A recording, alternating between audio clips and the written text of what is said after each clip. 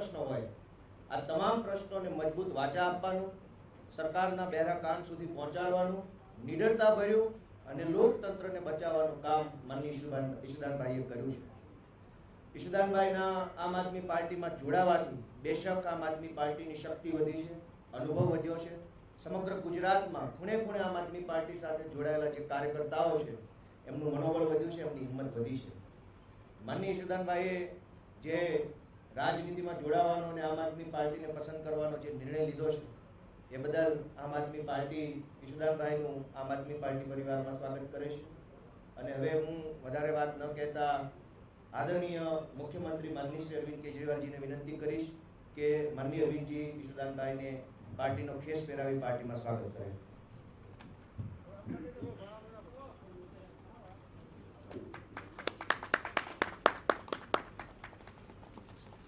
स्वागत है आपका. Thank you. Welcome to the party. Thank you.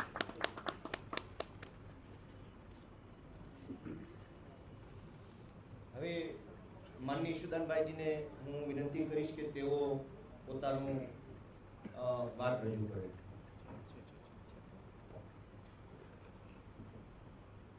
जय माता जी, जय श्री कृष्ण. मंचस्थ विराजमान लोकप्रिय मुख्यमंत्री दिल्लीना अरविंद केजरीवाल जी,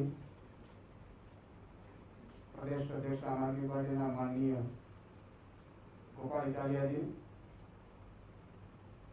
प्रभारी श्री गुलाब सिंह यादव जी, संगठन मंत्री मनोज सोरठिया जी, सौ आम आदमी पार्टी कार्यकरो और पत्रकार भी. मित्रों, मैं छेल्ला 15-16 वर्षथी मारी पत्रकारितानी कारकिर्दीमां मैं क्यारे लोकोनो अवाज उठावવાનો प्रयास કર્યો, પણ ક્યારેય વિચાર્યું નહોતું કે હું પણ એક દિવસ આ સ્ટેજ ઉપર હોઈશ અથવા તો આવી મારી કોઈ મહેચ્છા નહોતી. વર્ષોથી એક પત્રકાર તરીકે દિલથી લોકોની સેવા કઈ રીતે કરી શકે, લોકોને કઈ રીતે વધુ આપણે લાભ અપાવી શકીએ એ આપણે ઇલેક્ટ્રોનિક મીડિયાની તાકાતથી જેટલો પણ પ્રયાસ કર્યો એટલું મેં કરવાનો પ્રયાસ કર્યો. એક સમય એવો આવ્યો કે દરેક નિર્ણયમાં મેં અત્યાર સુધી વાલીઓના મુદ્દા હોય, મહિલાઓના મુદ્દા હોય, કોન્ટ્રાક્ટ કર્મચારીઓના મુદ્દા હોય, વેપારીઓના મુદ્દા હોય, ખેડૂતોના મુદ્दा હોય, બેરોજગારોના મુદ્दा હોય, ખૂબ ઉભા છે. कोशिश करी कि આપણે આમાંથી કંઈક લાભ થાય, પરંતુ કેટલીક સ્થિતિ એવી આવતી કે લોકોની અપેક્ષાઓ વધતી ગઈ. ઈશુદાનભાઈનો મુદ્દો પહોંચાડી દેજો, ઈશુદાનભાઈ આટલું કરાવી શકશે. અને આપણે બધા જાણીએ છીએ પત્રકારની એક લક્ષ્મણ રેખા હોય કે આપણે બતાવી શકીએ, પરંતુ એને ઇમ્પ્લિમેન્ટ કરવાનું કામ તો બસ નહીં કરું સરકારનું. અચ્છા, માફ કરજો, માસ્ક મારે ઉતારવું પછી આવાજ સારો નથી આવતો એટલા માટે. એટલે કારણ કે જયારે માસ્કની આપણે સલાહ આપતા હોઈએ પછી આપણે કરીએ તો એ પણ સારું નહીં. વ્યક્તિ હંમેશા જેવો હોય તેવો જ રહેવો જોઈએ. રાજનીતિ હોય, પત્રકાર હોય કે કોઈ અન્ય વ્યવસાયમાં હોય, આપણું ઉદ્દેશ્ય, આપણું લક્ષ્ય સમાજ સેવા હોવું જોઈએ. અને મિત્રો, જયારે ગુજરાતની જનતાએ અઢળક મને પ્રેમ કર્યો, જનતાનું જેટલું ઋણ ચૂકવું એટલું ઓછું છે.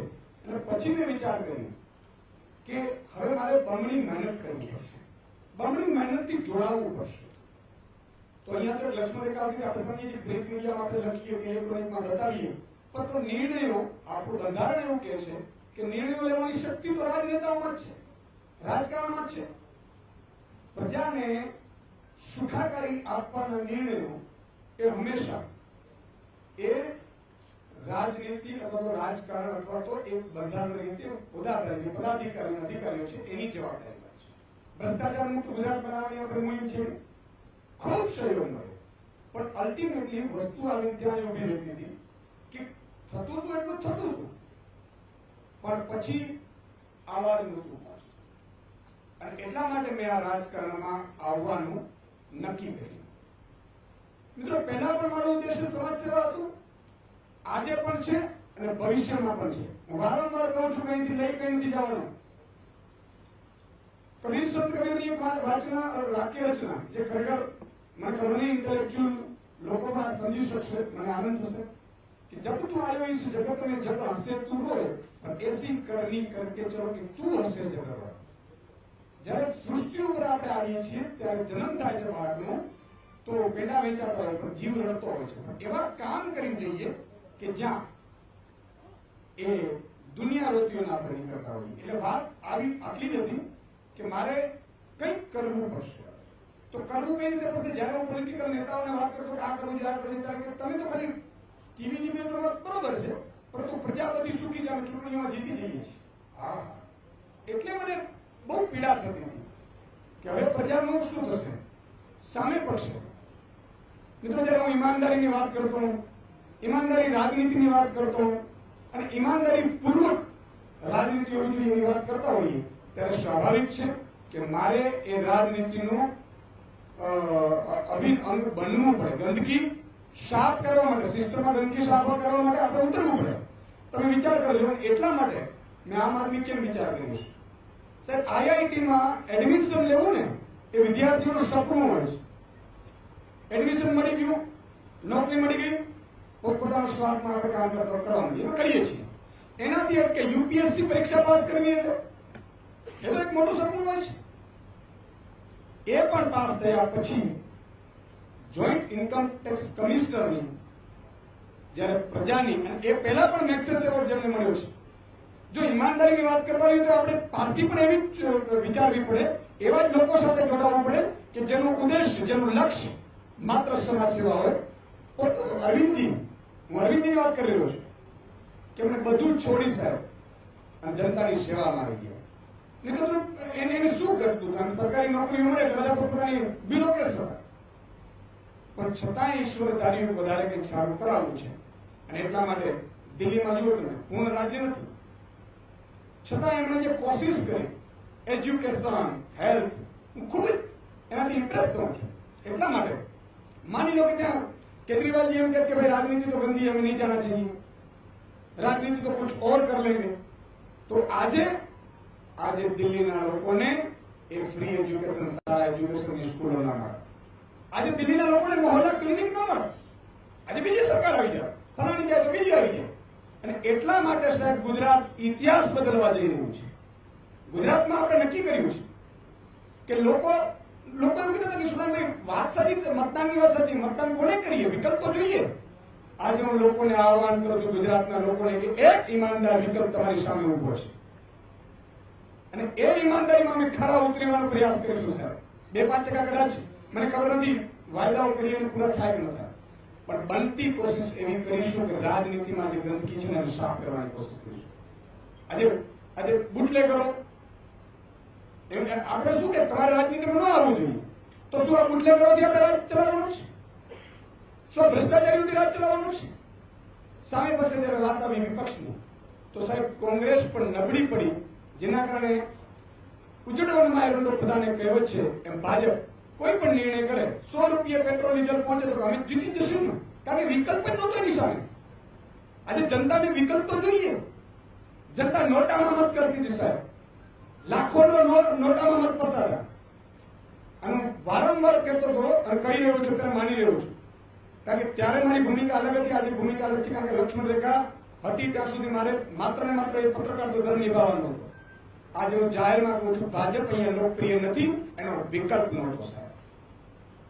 આજે ગુજરાતમાં આજે ઘણા લોકોએ કીધું મને ખબર છે કે આ યુદ્ધનું મેદાન છે કોની સાથે લડીએ છીએ એ પણ ખબર છે પણ શું ડરીને રહેવું શું આમને આમ થવા દેવું લૂંટ થવા દેવી ગુજરાતને આટલો ભ્રષ્ટાચારી ઉતારીને નાનો નાગરિક છે એ ટેક્સી ચાલક હોય રિક્ષા ચાલક હોય બસ ચાલક હોય ફીઝને લઈને સાહેબ 25% ફી માફી કરવા માટે ગળા છે સુકાઈ ગયા હતા તો મારી એટલા માટે અમે નિર્ણય લીધો છે ગુજરાતની જનતાને આહવાન કરું છું કે આ નિર્ણય સંપૂર્ણ તમારા માટે છે સ્વાર્થ માટે નિર્ણય હોઈ ન શકે ન તો મારી અને મેં પણ જે સ્ટેટથી હું છોડીને આવ્યો છું મને પણ સારી નોકરી હતી સારો પદ હતું સારો પ્રતિષ્ઠા હતી સારી સેલેરી હતી ઘટતું શું હતું મારા તોય જનતાની વચ્ચે જવાનું એટલા માટે નક્કી કર્યું સાહેબ કે જનતાની અપેક્ષા એટલી વધી ગઈ હતી અને હું છેલ્લા 4-5 દિવસમાં ગામડાઓમાં હું 20,000 લોકોને મળ્યો પ્રયાસ કર્યો મેં સાહેબ લોકોનો જો પ્રેમ છે લોકોની જે આશાઓ બંધાણી છે,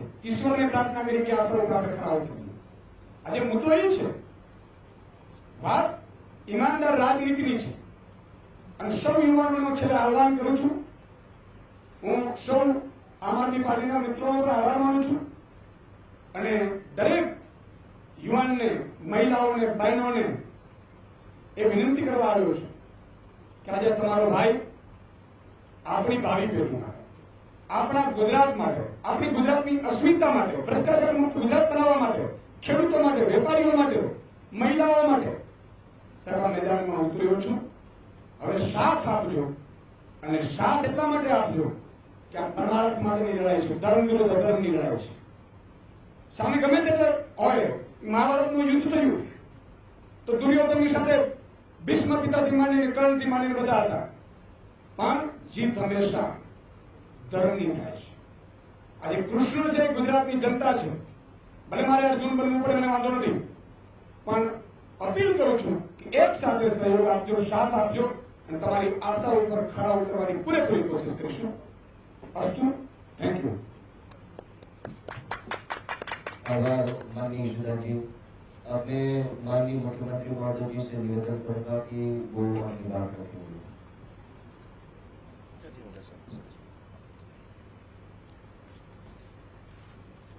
आप सब लोगों को मेरा नमस्कार.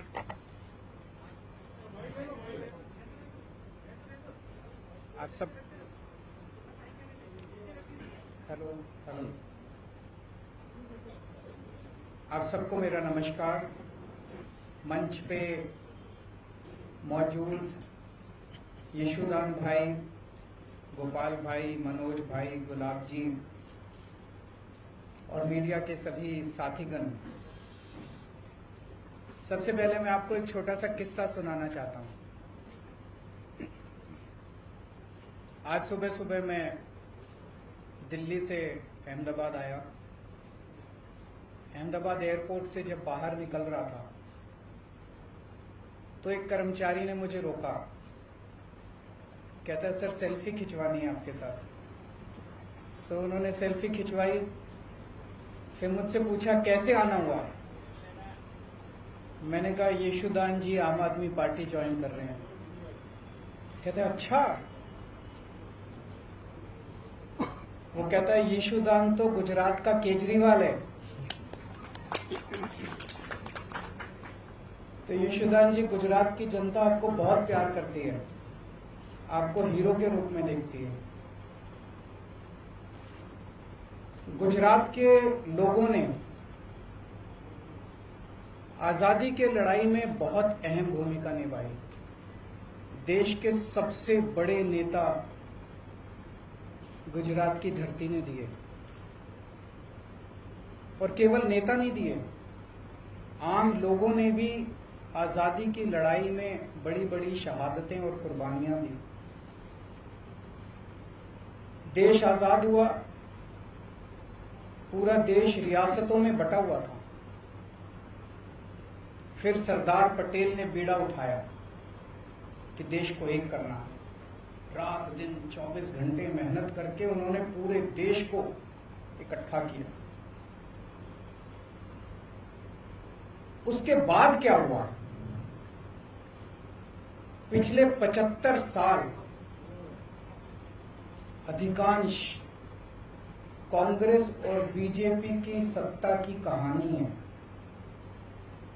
और आज गुजरात की जो हालत है वो बीजेपी और कांग्रेस की सरकारों की कारस्तानी है. पिछले 27 साल से गुजरात में एक ही पार्टी की सरकार है,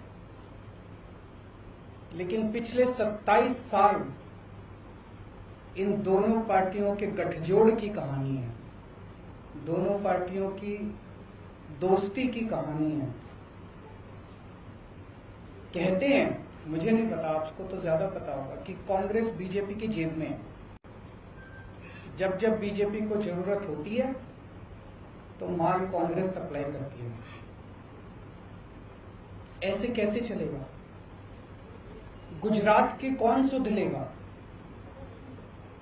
आज गुजरात के किसान आत्महत्या कर रहे हैं 75 साल के बाद। गुजरात के सरकारी स्कूलों की बुरी हालत है, गुजरात के सरकारी अस्पतालों की बुरी हालत है, गुजरात के व्यापारी डरे हुए हैं। डरने की क्या जरूरत है, अब तो देश आजाद हो गया, किसी की हिम्मत नहीं है। अभी कुछ साल पहले मेरा एक दौरा लगने वाला था, गुजरात का एक बहुत बड़ा चेंबर ऑफ कॉमर्स है, उन्होंने मुझे इनवाइट किया। ऐन वक्त पे गुजरात के अथॉरिटीज ने उन पे प्रेशर डाल के मेरा दौरा कैंसिल करा दिया। ये क्या बात हुई? गुजरात के व्यापारी डरे हुए, और पिछले 1 साल के अंदर कोरोना काल के दौरान जिस तरह से गुजरात को अनाथ छोड़ दिया गया, ऐसे लगा जैसे गुजरात के लोगों की सुध लेने वाला कोई नहीं है, गुजरात के लोगों का ख्याल रखने वाला कोई नहीं है। ऐसे हालात के अंदर यशोदान गढ़वी जी ने जो निर्णय लिया राजनीति में आने का, मैं यशोदान जी को तहे दिल से बहुत बहुत बधाई देता हूं। उनको क्या जरूरत पड़ी थी? जब किसी का कैरियर खत्म हो जाता है, जब किसी को कोई पूछने वाला नहीं होता, तब अगर कोई छोड़ छाड़ के राजनीति में आए तो समझ में आता है। लेकिन अगर कोई अपनी कैरियर की पीक पे अपने कैरियर को लात मार के राजनीति के अंदर आए तो वो गुजरात की जनता के लिए आ रहा है। पिछले कुछ सालों से यशोदान जी अपने टीवी चैनल के और अपने कार्यक्रम के जरिए एक एक आम गुजराती की आवाज बने हुए थे, उनकी आवाज उठाते थे। लोग उनके साथ अपने आप को रिलेट करते हैं। आज गुजरात का हर व्यक्ति यशोदान जी के साथ रिलेट करता है। लोगों को लगता है कि वो हमारी आवाज उठा रहे हैं, लेकिन सिस्टम के बाहर रह के आवाज उठा के समस्याओं का समाधान करवाने की अपनी एक सीमा है। सिस्टम के बाहर रह के हम नुक्स निकाल सकते हैं, शोर कर सकते हैं, आंदोलन कर सकते हैं, टीवी के ऊपर आवाज उठा सकते हैं, डिबेट कर सकते हैं, न्यूज में दिखा सकते हैं। लेकिन अगर सामने वाली सारी पार्टियां मिली हुई हों और उनको सुनने की जरूरत ही नहीं, अगर सामने वाली पार्टियां कहे जो करना है कर लो, हमें तो कोई परवाह नहीं है, तुम जितनी आवाज उठानी है उठा लो, हमें तो कोई परवाह नहीं है, चुनाव का नतीजा तो पता ही है, हमें तो जीतना ही है, तो फिर क्या करेगा कोई आदमी?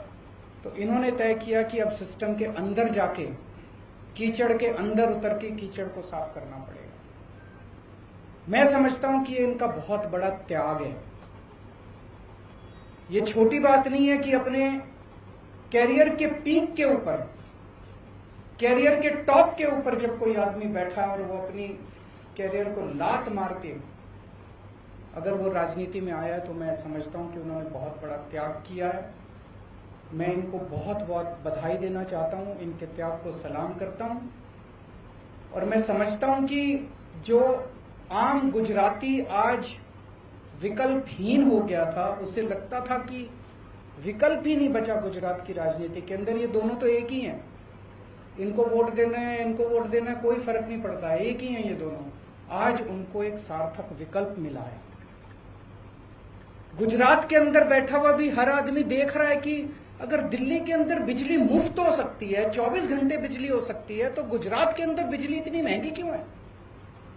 गुजरात के अंदर बैठा हुआ आदमी देख रहा है कि अगर दिल्ली के अस्पताल 5 साल के अंदर इतने अच्छे हो सकते हैं, दिल्ली के स्कूल 5 साल के अंदर इतने अच्छे हो सकते हैं, तो 70 साल के अंदर गुजरात के स्कूल और अस्पताल अच्छे क्यों नहीं हुए? अब होंगे, अब बदलेगा गुजरात।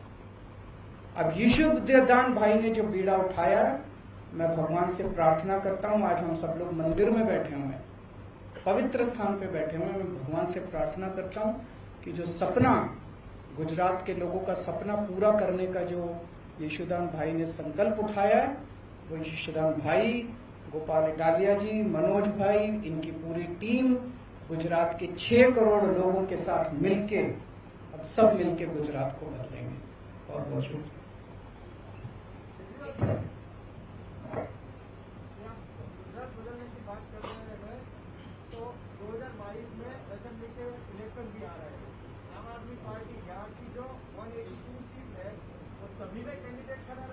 सभी में कैंडिडेट खड़ा करेंगे। बताएंगे, अभी तो शुरुआत है। आज लोग मुद्दे जनता तय कर रही है। आज युवा बेरोजगार है। क्यों बेरोजगार है? आज गुजरात के युवाओं को रोजगार क्यों नहीं मिल रहा? रोजगार तो बाद की बात है, युवाओं को कॉलेज में एडमिशन नहीं मिल रहा। कॉलेज तो बाद की बात है, युवाओं को स्कूल के अंदर अच्छी शिक्षा नहीं मिल रही। आज किसान आत्महत्या 70 साल के बाद क्यों कर रहा है? आज आपने कोरोना काल के अंदर देखा कि सरकारी अस्पतालों का और डिस्पेंसरियों का क्या हाल था। आज गुजरात के स्कूल खराब क्यों हैं? गुजरात के व्यापारी नाराज क्यों हैं? कोई भी तबका आप उठा लीजिए, मोटे मोटे तौर पे गुजरात की राजनीति खराब है, क्योंकि ये दोनों पार्टियां मिली हुई हैं। दोनों ने तय कर लिया मिलके चुनाव लड़ेंगे, और जब दोनों मिलके चुनाव लड़ते हैं तो उनको जनता की सुनने की जरूरत ही नहीं है। वो कहते हैं जनता जाए भाड़ में, हमारी तो चुनाव का नतीजा तो तय है। गुजरात जो अड़िखम गुजरात बोलते हैं, तो क्या दिल्ली मॉडल गुजरात होगा? नहीं, हर एक राज्य का अपना मॉडल होगा। दिल्ली का मॉडल दिल्ली मॉडल, गुजरात का मॉडल गुजरात मॉडल। किसी भी स्टेट की अपनी समस्याएं हैं, अपने समाधान हैं, अपना मॉडल है। गुजरात के 6 करोड़ लोग अपने विकास का मॉडल खुद तय करेंगे।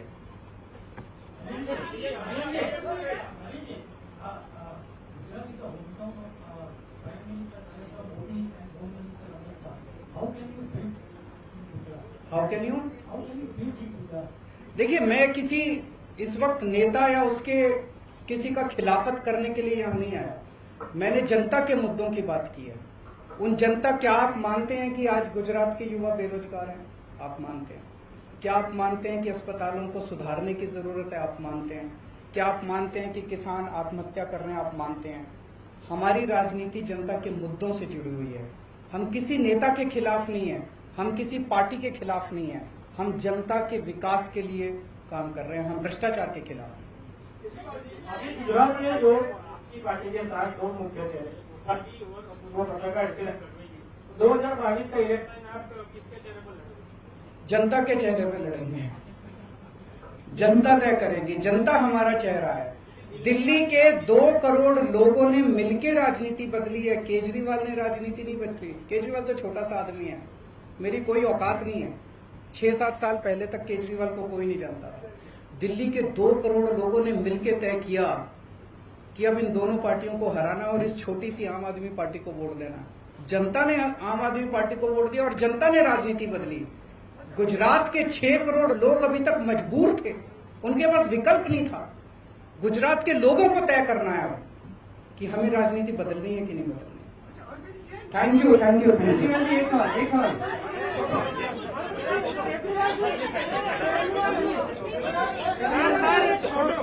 हाँ, सभी लोग प्रदेश कार्यालय पहुंचे। सभी लोग प्रदेश कार्यालय